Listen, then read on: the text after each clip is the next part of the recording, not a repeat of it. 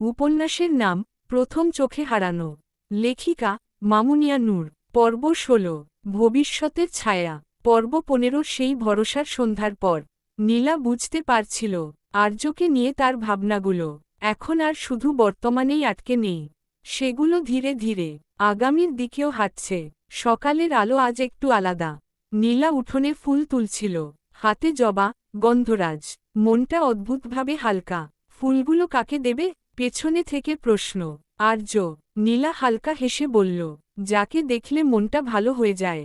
আর্য আর কিছু জিজ্ঞেস করল না, শুধু পাশে এসে দাঁড়াল। দুজনের কাঁধ প্রায় ছুঁয়ে আছে। নীলা। আর্য ধীরে বলল, কখনো কখনো ভাবি আমরা কি খুব দ্রুত কাছে চলে এসেছি।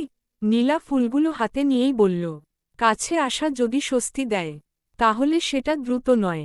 এই কথাটা আর্যর বুকের ভেতর গভীরভাবে গেঁথে গেল। দুপুরে বাড়ির ভেতরে আত্মীয়দের কোলাহল, কথা, হাসি, ডাকাডাকি। এই ভিড়ের মাঝেও নীলা আর্যকে খুঁজে নিল। এক ঝলক চোখের চাওয়াতেই আর্য দূর থেকে তাকিয়ে একটু মাথা নাড়ল। এই ছোট্ট ইশারাতেই নীলার বুক ভরে গেল। বিকেলে দুজন পুকুর পাড়ে হাঁটছিল। জল শান্ত, আকাশ নীল।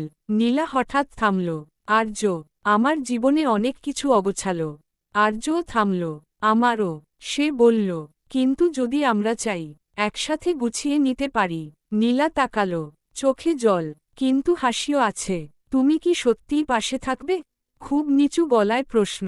আর্য এক মুহূর্ত দেরি না করে বলল, থাকার জন্যই তো এসেছি।